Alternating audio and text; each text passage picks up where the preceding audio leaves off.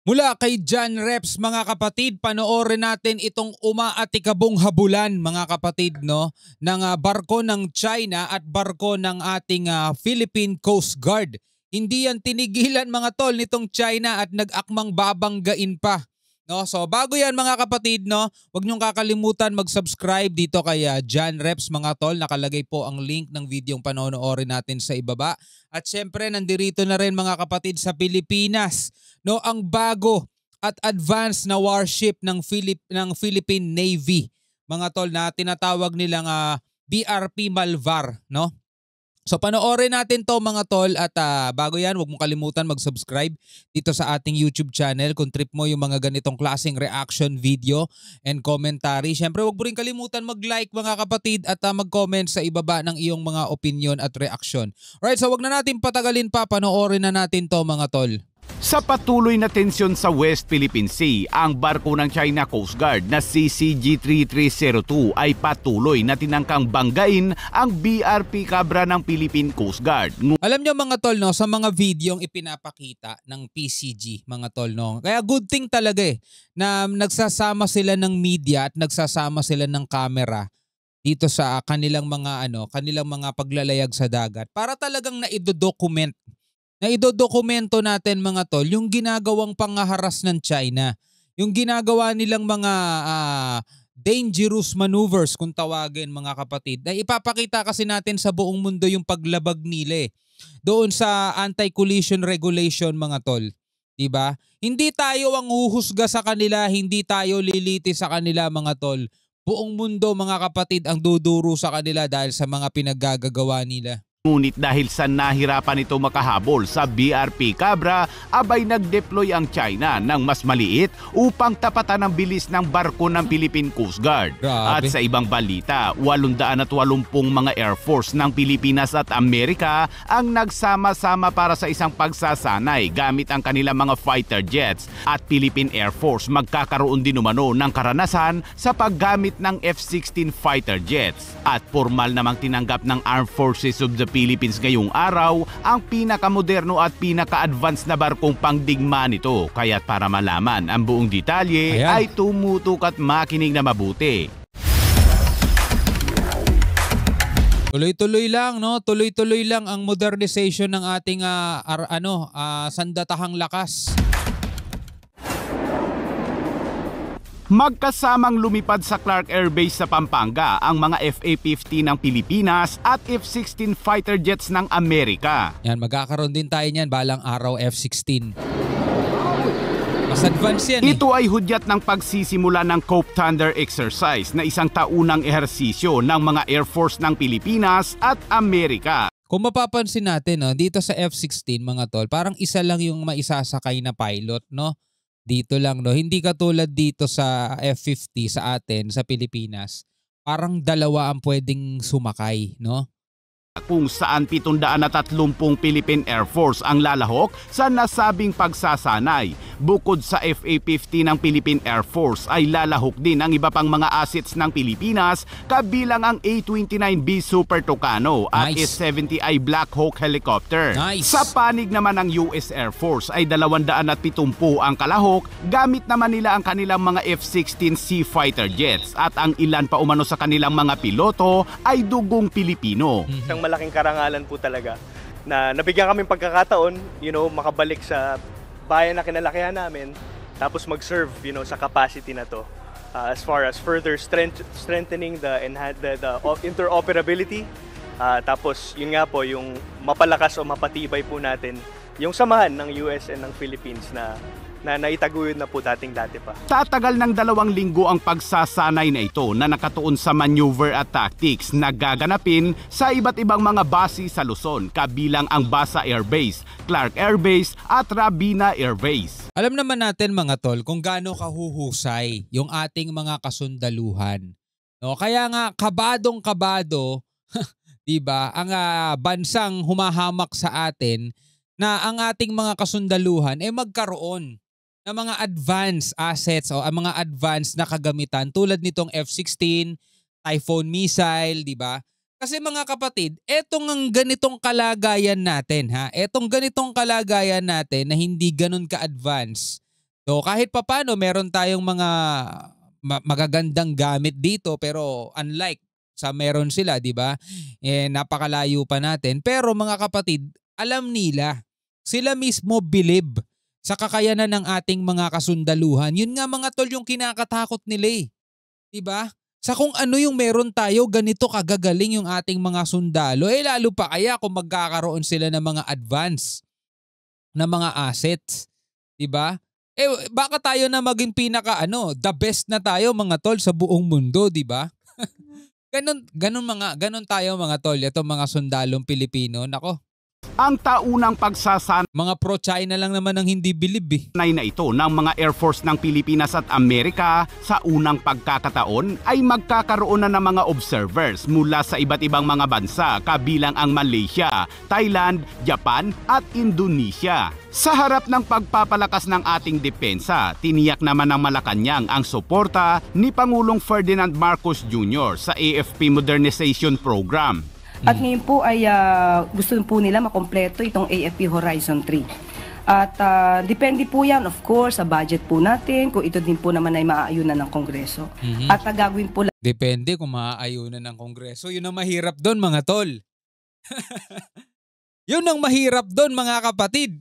Kung yan ay maaayunan daw ng Kongreso mga tol, kahit gustong-gusto ng AFP natin na lumipad, no, papunta doon sa talagang modernization na goal nila mga kapatid, kung hindi maaaprubahan yan, edi olats, ganun talaga. Wala tayong magagawa, di ba? Nasa kanila ang kapangyarihan mga kapatid. Sila ang magpapasya kung mapagbibigyan mga kapatid, no? Kaya sana mga tol, no? Sana mga kapatid. Alam natin, no, kung sino-sino yung talagang may pakialam sa ating bayan. Tayo naman ng nasa sa atin naman ang kapangyarihan, 'di ba? Sabi nga doon sa kanta ni Glock 9, 'di ba? Na dapat tama. Yung ilalagay mo diyan, ilalagay mo sa pwestong 'yan kung saan ipinagkakatiwala natin yung ating pondo, pinagkakatiwala natin yung kaban ng bayan, pinagkakatiwala natin gumawa ng mga batas na makikinabang ang mga mamamayang Pilipino. Diba, pinagkakatiwala natin dapat doon sa mga taong alam nating makakatulong talaga. Do hindi natin alam kung ano mga laman ng isip nila, hindi natin alam kung ano yung mga nasa sa loobin nila. Pero balikan nyo na lang yung track. Yung iba naman kasi dyan mga tol na halal na dati. Pag nakita nyo wala namang ginawa, puro papogi, ba't nyo ibabalik sa pwesto, di ba? Kung nakikita nyo talagang lumalaban, ipinaglalaban kung ano yung mali, kahit mag-isa lang siya, binabati ko siya ng lahat, pero ipinaglalaban niya kasi ito yung tama, yun ang dapat maupong uli. Kasi ang ipinaglalaban niya, yung kapakanan nating lahat, di ba? Dapat ganun mga kapatid. O, galing na mismo rito kay Claire, o balikan natin yung sinabi, mga tol, balikan natin yung sinabi, ito hindi galing sa akin to. Marcos Jr. sa AFP Modernization Program. At ngayon po ay gusto po nila makompleto itong AFP Horizon 3. Gusto nila makompleto itong AFP Horizon 3. Sino may gusto nun? Siguro mga AFP. Pero at depende po yan, of course, sa budget po natin, kung ito din po naman ay maaayunan ng Kongreso. Depende po yan sa budget natin at kung yan ay maaayunan ng Kongreso. Ayoko na magsalita. Tuloy na lang natin to mga tol. At gagawin po lahat ng paraan, pagkakataon, lahat ng kakayanin. Kung may mga budget po tayong kakailanganin, yan po ay gagawin ng ating Pangulo. Muli ding iginiit ng pamahalaan. Ang Pangulo naman pumipirma lang mga tol, pero hindi siya yung nag-aano ng budget. Diba? Ay naku po. Na ang hakbang na ito ay hindi laban sa partikular na bansa, kundi bahagi lamang umano ng pagpapabuti ng depensa ng bansa. Samantala, ang mga tauhan naman ng Philippine Air Force ay magkakaroon umano ng personal na karanasan sa paggamit ng mga F-16 fighter jets ng Amerika, kung saan inaasahan na magkakaroon din ito ang Pilipinas sa susunod na taon. Sana magkaroon tayo ng ganyan. Ito na nga, tingnan nyo. Isa lang yung Inaasahan pilot. na magkakaroon din ito ang Pilipinas sa susunod na taon. Isa lang yung pilot niya. Hindi katulad doon sa FA-50. Ay co-pilot, no? Siguro, mas magaan to, mas mabilis, di ba? At sa update naman sa pinagtatalo ng West Philippine Sea mga kabayan, matapos ang muntik ng pagbangga ng CCG-3302 sa BRP Cabra ng Philippine Coast Guard, ang CCG-3302 kahapon ay patuloy umanong nagsagawa ng mga mapanganib na maniobra laban sa Philippine Coast Guard vessel na BRP Cabra. Ayon pa sa Philippine Coast Guard, ang CCG-3302 ay gumawa umano ng maraming pagtatangka na iram ang likuran na bahagi ng BRP Cabra. Grabe, kita mo yan, no? Abot na ng kamay mo, no? Sobra, napakalapit. Sa loob mismo ng bakuran natin yan, sa loob mismo ng EEZ natin. Well, mas mabilis yung barko natin kasi maliit lang to kumpara doon sa malaki. Ngunit dahil sa napakahusay umanong pagmaniobra ng Philippine Coast Guard vessel ay nahirapan ang China Coast Guard Vessel 3302 sa paghabol sa BRP Cabra. Wala, pagod eh. Dahil pagod maliksi ito, kaya't ang China Coast Guard ay nag-deploy ng mas maliit at mas mabilis na sasakyang pangdagat, ang CCG-21612, upang mahabol umano ang barko ng Philippine Coast Guard at upang higit pang tangkaing iram ang Philippine Coast Guard vessel. Grabe. Tindi.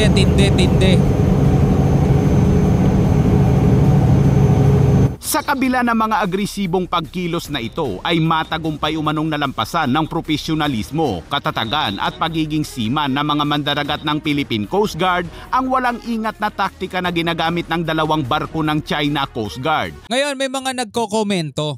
Ano ba naman yung mga Coast Guard natin? Napakaduwag.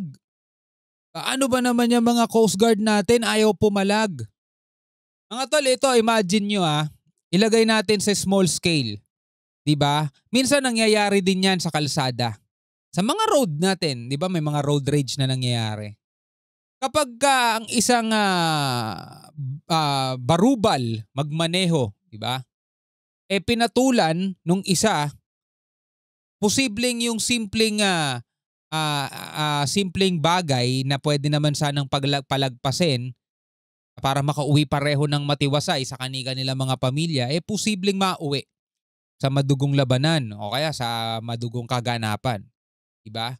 Malay mo yung isa doon may barel. Malay mo yung isa doon talagang siraulo. Diba? At pareho nilang ginamit ang kanilang init ng ulo, talagang matinding labanan ang mangyayari. Di ba marami na tayo nasaksihan niya sa maraming pagkakataon. Katulad na lamang halimbawa nung nag-viral itong nakaraan sa may Antipolo ata yun, no? Yung rider, nakipagsuntukan, binugbog nila yung nakakulay puti na lalaki kaso biglang bumunot ng baril na kulay puti na lalaki. Dahil sa road rage yun mga tol. So ganun din yun mga kapatid dito. Diba? Dito sa ating bansa. O dito sa Coast Guard natin. Merong isang barubal na bansa mga tol. Ito na nga yung nasa likod. Dinahabol tayo. Gusto tayong banggain. Ngayon kapag etong PCG natin pumalag na ipagbanggaan at may masawi mga kapatid, ito'y pwedeng pagmula ng mas malaking escalation. Ito'y pwedeng pagmula ng mas matinding labanan. Gera na nga baka maging mitya pa to ng gere. Na alam naman natin ang ating bansa ay hindi pa handa para pumasok dyan. Madali lang kasi pumasok sa gera mga kapatid, baka hindi nyo alam. Sobrang dali lang pumasok sa gera. Kasing dali lang ng pagpasok sa away. Ang tanong, kaya ba nating panindigan? Kaya ba nating i-maintain yung ating mga kasundaluhan? Meron ba tayong isusupply sa kanila na unlimited ammo? Isusupply ba tayo sa kanilang pagkain? Diba? Paano tayo kukuha ng mga mag-i-invest dito sa Pilipinas kung tayo ay nasa loob ng isang gera, diba? Alam natin mga kapatid, damay-damay lahat. At ngayon pa nga lang walang nangyayaring gera mga kapatid. Napakahirap na ng ating bansa. Diba? Ang mahal ng mga bilihin, kapusang sahod, sakto lang sa pambili ng pagkain mo. Marami ka pang nagiging utang. Lalo pa kaya kung nagkaroon ng gera katulad nito mga kapatid, no? Imagine nyo na lang yan. Kaya huwag kayong hihiling na magkaroon ng gera mga kapatid. Mahirap yun. Ang BRP Cabra ay patuloy umanong hinamon ang China Coast Guard Vessel 3302 na nagpapakita ng hindi natitinag na determinasyon sa harap ng pananakot. At sa ibang balita naman, sa paghahangad ng patuloy na modernisasyon, tinanggap ng Armed Forces of the Philippines sa isang formal na seremonya ngayong araw sa Naval Operating Base sa Subic, Zambales ang pinakabago at pinaka-advanced na naval assets ng Philippine Navy na BRP Miguel Malvar. Ngayon, eto naman ang tanong kasi kakasabi lang natin kanina, ayaw natin ng gera. Ang tanong, bakit tayo bumibili ng warship? Ayaw pala natin ng gera. Parang ganito lang yan mga tolo, parang ganito lang yan. Sa isang bangko, ayaw ng bangko, nahahantong sila sa pakikipagputukan.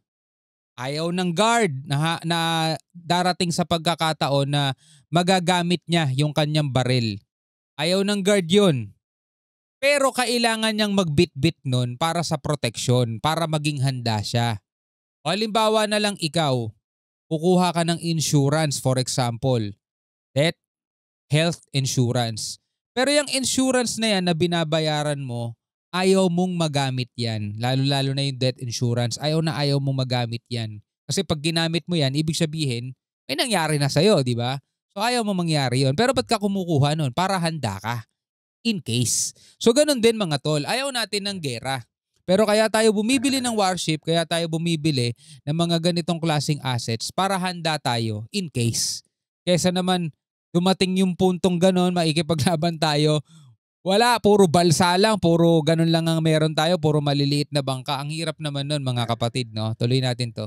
FFG 06. Ang kaganapan ay dinaluhan ng mga pangunahing tauhan kabilang sina DND Secretary Gilberto Teodoro, South Korean Ambassador to the Philippines Lei Sanghua, AFP Chief of Staff General Romeo Browner, Philippine Navy Flag Officer in Command Vice Admiral Jose Espilita at Commander ng BRP Miguel Malvar na si Captain Paul Michael Hechanova. Ang pagdating ng BRP Miguel Malvar ay isang makabuluhang hakbang sa ilalim ng Horizon 2 ng Revised AFP Modernization Program na binigyang prioridad ang pagpapahusay ng kakayahan ng naval defense ng bansa sa gitna ng umuusbong na regional security dynamics. Ang BRP Miguel Malvar na idinisenyo upang magsilbing force multiplier ay inaasahang magpapalakas sa operational readiness at maritime capabilities ng Armed Forces of the Philippines. Gagampanan nito ang isang kritikal na papel sa pagpoprotekta sa integridad ng teritoryo ng bansa at pagsulong ng kamalayan sa maritime domain. Binigyang diin ng kaganapan ngayong araw ang dedikasyon ng Armed Forces of the Philippines sa pagsekyur ng kinabukasan ng bansa sa pamamagitan ng mas malakas at mas mahusay na puwersa ng depensa. Yeah. Ganda. Galing South Korea yun eh. Yun ang nag-develop ata Hyundai.